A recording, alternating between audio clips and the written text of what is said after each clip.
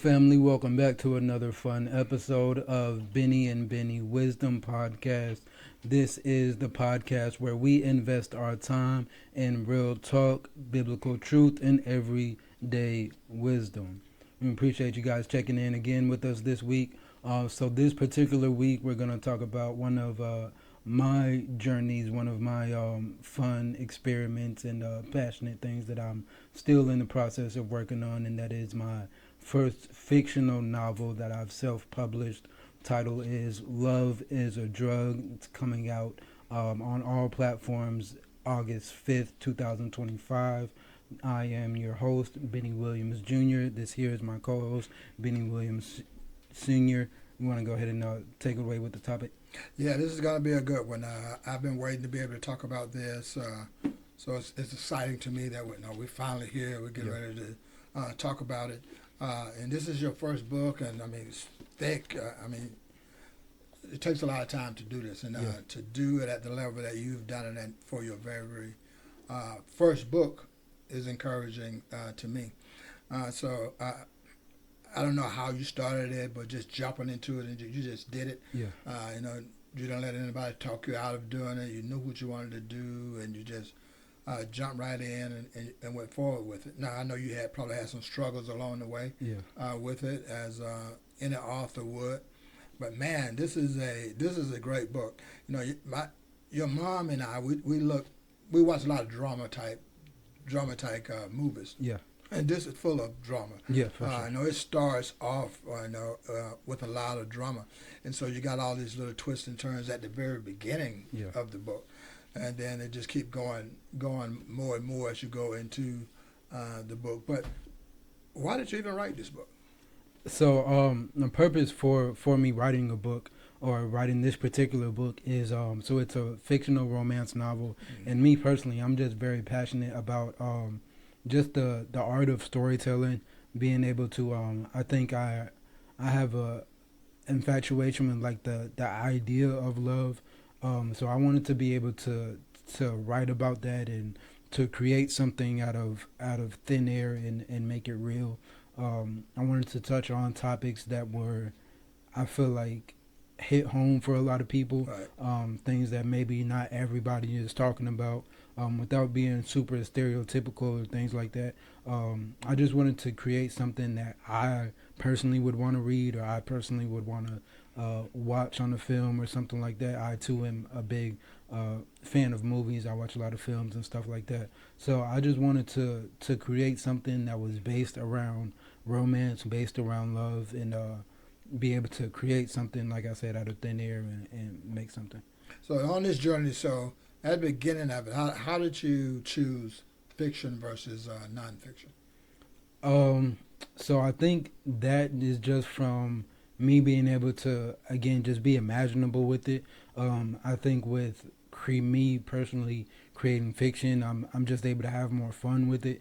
From my perspective, I think nonfiction is more so kind of fact-based, or it's more so kind of like self-improvement or things like that. Like there's different genres or different types of ways that you can create a nonfiction book, but when you're dealing with fiction, it's none of it has to be true, none of it has to be real, or is even supposed to be that. So that was a part of the process. That was I guess my decision making in creating nonfiction creating fiction over nonfiction. Just being able to take it as wild or as far as I wanted to take it. Right. So I can see this being a great movie. Mm-hmm. Because man, like I say, it starts off with a lot of things that are moving at a very fast pace. For instance, it started off with this girl named Alex, and she's a young kid trying to get an education and stuff like that. And then her mother dies at a young age, and so she's kind of left out there on her own. And then she inherits this $650,000. Yeah. And so as you're reading that, you're thinking, okay, she's going to be okay. All she has to do is just manage that, go ahead and get an education done. Then and she got a young child. Her and her child can have a place to stay and live pretty good. Then it talks about the penthouse that she has in Manhattan, and the moment you mentioned that, the penthouse and the 3 vehicles, Yeah. I could already tell this is not going to end Yeah. I could already tell this is not going to end up well. Yeah. Because when people do things like that, when they get a bunch of money like that all of a sudden, and they never had that before, they go and buy things they don't need. Yeah. So it's just her and her daughter. They don't need 3 cars. Yeah. They don't need to be in Manhattan. They can stay in New York, but they don't need to be there. Yeah, because the most expensive place. And it's very expensive to live there. So here she is. She got $650,000 from her mother's death. And then she has, like, I think it said $2.2 million in stock. Yeah. And you think, okay, she's doing great. Good for a long time. Yeah. And then before you know it, you turn the page. To me, as I'm reading that, I'm thinking, this is, even though you say it's fiction, it's a lot like real life. Yeah. And so what do you think about that side of it? So again, so there is, like you said, a lot of realism in the book. Mm-hmm. And when I watch movies or read other books and stuff like that, me personally, that's my favorite type of, I guess, niche, is something that I know is a fake film or a fake book and stuff like that. But in between the lines, there's a lot of realism, a lot of real life scenarios. And I think I tried to do my best with harping on that within the story, is to help create that I guess emotional journey, or that kind of compelling story to where audiences and people that are reading it are able to gratify and kind of have like a real connection to different parts of the story and things that's going on. There's a lot of, like you said, it is a fiction novel, but there's a lot of realism and real life scenarios. So as I read through the book, does any parts of it, which I'm sure it's going to be, but are there any parts of it resembles your life as you're writing it? So that's a good question. So throughout the book, I would say there's very small little minor details that I probably have pulled from my personal experience and relationships, or in just dealing with coworkers or dealing with other people, things like that. But in no part of the story does it kind of directly, single-handedly, like, okay, this is something I directly experienced, this is something I directly went through. No, it's really imaginary, just pulling everything out of thin air and creating a flowing story. Like I said, there's small little details and things like that I'm able to pull from everything that I see, from people that I've worked with, people that I've met in the past, things that I've seen in other films, just being able to draw inspiration and motivation and things like that. So that's definitely in there for sure. Like I say, it has a lot of twists and turns. It'd be a great movie, I think, for people to enjoy. And when you first look at it, when I'm looking at it, as I talked about, here's this girl, she has all this money all of a sudden, and then she ends up with nothing. And then the story goes on, and it tells why she ended up that way. And when I started reading that about the addiction and stuff that was going on, because she went from one drug to another drug to another drug, and that just kind of flows through the system. So then that's why I asked, is because, I don't know, it's a lot of real life stuff Scenarios, in here. Yeah, for sure. Like I said, it's definitely, I've been able to experience a lot of life, I think, at a young age. So just knowing the ins and outs of life, I think with a lot of times with romances and love films or romantic novels and stuff, a lot of times we have this fairy tale kind of conception to it, and that's fun and stuff like that. But I think, just me personally, like I said, I want to be able to create this romantic aspect and still put a lot of realism in it. Even with relationships, with marriage, or whatever the case may be, there's always ups and downs. There's always trial and errors and things like that. And it's not always the happy ending we hope for it to be, we strive to do our best and things like that. But sometimes life just hits us in ways that we have no control over, and it's up to us to kind of pivot and maneuver whichever way that works. So I tried to definitely put that inside the novel as well. Yeah, because like I say, it has a lot of twists and turns. I like what you just said. There's a lot of things, different characters run into these issues, and then you see a solution from the issue that they're going through, and then it's a continuous cycle. Mm-hmm. It's kind of getting into different things over and over again. So I think what this book does, even though it's fiction, it kind of helps you navigate through that and give you some insight on how you should navigate through life when your parent die, Mm-hmm. when you inherit a bunch of money at one time, when you're on drugs and you're trying to get off the drugs, but your life is just a downward spiral. So, and I think this book, like I said, it's fiction, but I think this could help a lot of people to kind of grab a hold of reality and see where they are and find out, and they can look at this and say, okay, these are the things that I should not do Mm-hmm. when I get into this situation. That's what I looked at it like. Yeah, for sure. Like you said, it was an ongoing cycle of ups and downs and things like that. And a lot of it is decision making. The main characters, the decisions that they make, the supporting characters and cast and stuff like that. And even in real life, like we're saying, it's about the decisions that we choose to make, the time that we make those decisions, and then the consequences or reactions that come from those decisions that we make. It's all a part of the story. It's all a part of our life, the journey, and how we overcome or we don't. Yeah.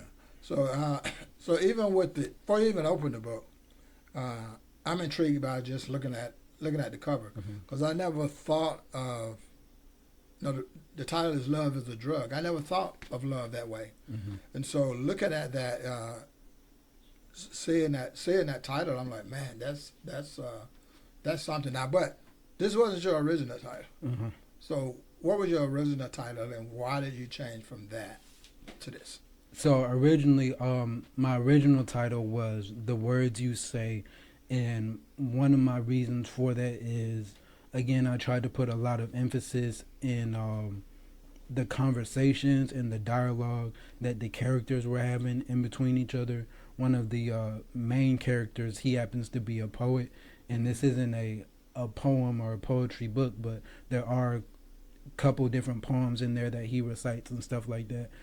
So there was a lot of just articulating and wordplay, and like I'm saying, with the dialogue between characters, I tried to spend a lot of time with the detail and the emphasis of that, and just making it very compelling and emotional for the reader to be able to gravitate to and to understand. And there was a lot of just emphasis on the importance that the words you say play in your life and in their life, the character's life as well.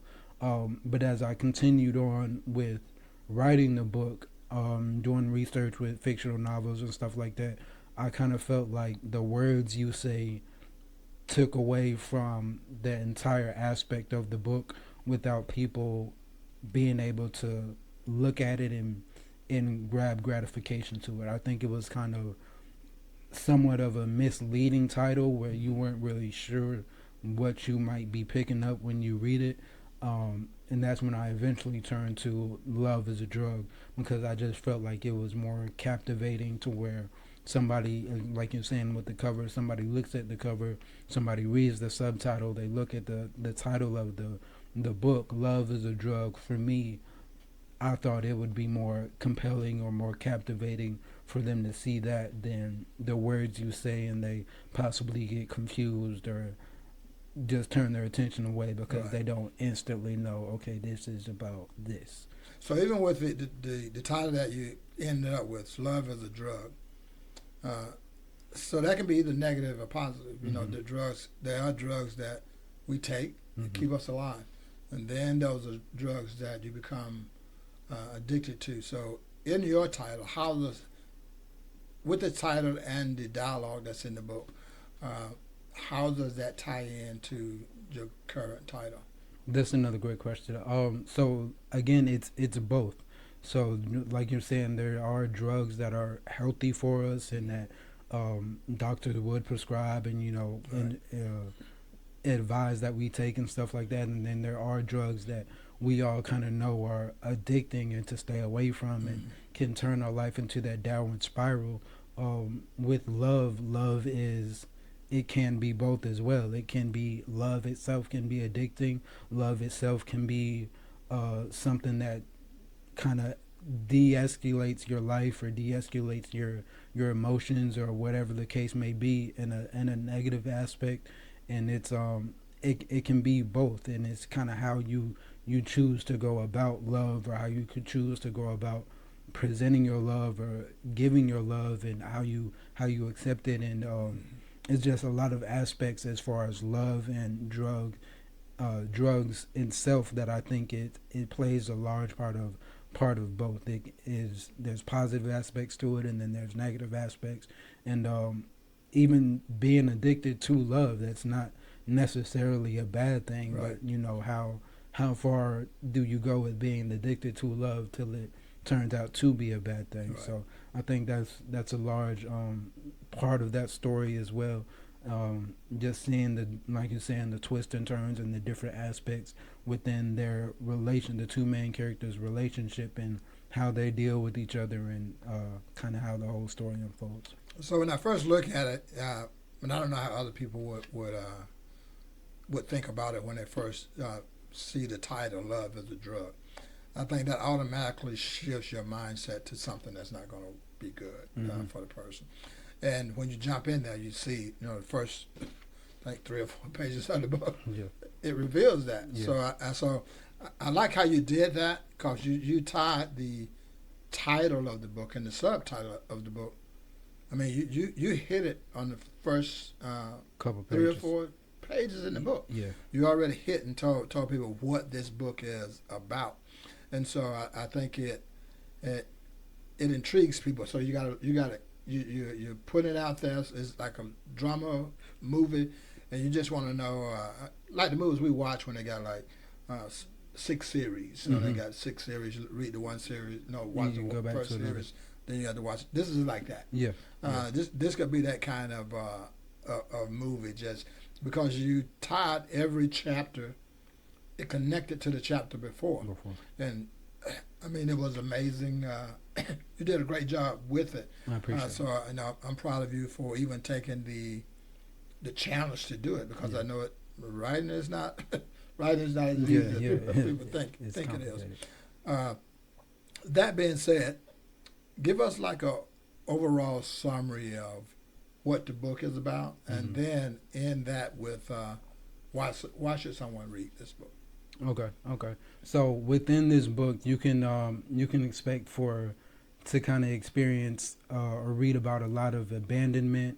There's, of course, drug addiction, addiction to love itself, the relationship that the two hold, and from the beginning, to kind of give a brief summary of the two of the main characters. So the female character, her name is Skylar. The male character, his name is Thebe. And the two of them, they just have a very traumatic beginning, and they end up in a foster home, and that's where they eventually meet each other. Right. And through there, they kind of gravitate towards each other from there. They're able to understand each other's background, understand their traumatic experience with their families and things like that. So they grow closer quickly, and they begin to, their story unfolds from there, kind of after they turn 18 and moving forward. But with reading this story, I think it's just a fun read. It's a lot of things to experience. It's a lot of things to break down within the story. I think it's not a sad story. Right. It's hard to kind of put it into words, but I think it's just a fun read. I think from beginning to end, you're kind of looking for the next chapter to see what are they going to do next, what's going to happen next.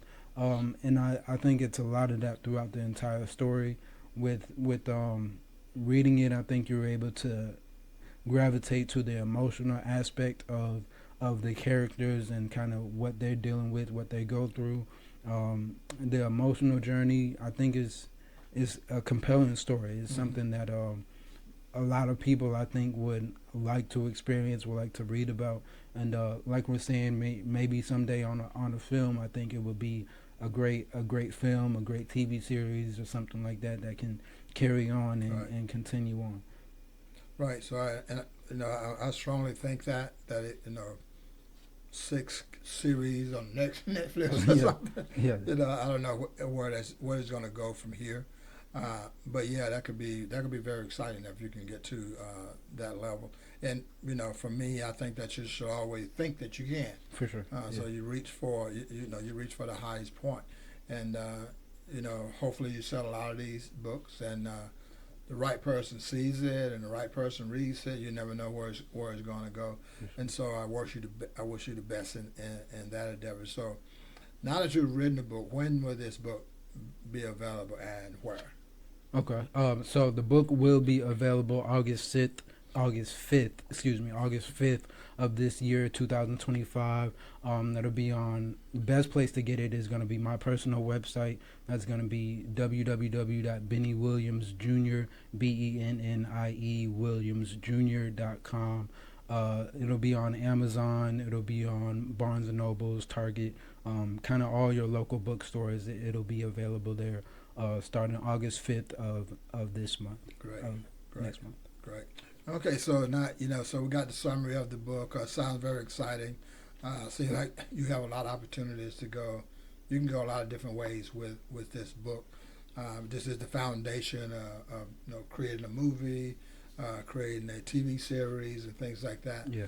So I see the next step is unimaginable. You can do a lot of things with it. So that being said, where would you want it to go? Me personally, so yeah, I am a big fan of movies. I am a big fan of films and things like that. When I did first create this book, I was under the impression of eventually turning it into a film. And I am in the process of creating that screenwrite as well. So the big screen and even possibly a TV series instead of the big screen, that is definitely in my plans, and I definitely see that in the forefront for this novel, for this story. So that's my biggest inspiration for the book is for it to be a worldly renowned film, and for everybody to be able to kind of gravitate and enjoy the film in that aspect. And so when would the book be available? So this book is going to be available on paperback, hardback, and ebook versions. The best place to get it would be my personal website. That's going to be www.benniewilliamsjr.com. That's BENNIE WilliamsJr.com. It'll also be available on Amazon, Target, Barnes and Noble, all your kind of local bookstores and things like that. You'll be able to purchase this book in all 3 different formats August 5th of this year. Great. So we're going to end it there. Okay, so I appreciate you guys again for checking back in with us on this episode of Bennie and Bennie Podcast. Be sure to be on the lookout for Love is a Drug, paperback, hardback, or ebook formats. That's going to be August 5th. It'll be out publicly to the public. Pre-orders are available now through my personal website. That's BennieWilliamsJr.com. Again, you can get the pre-orders there. So we appreciate you guys for checking in, for tuning in to another episode of Bennie Bennie. And we'll catch you guys next week, all right? Thank you.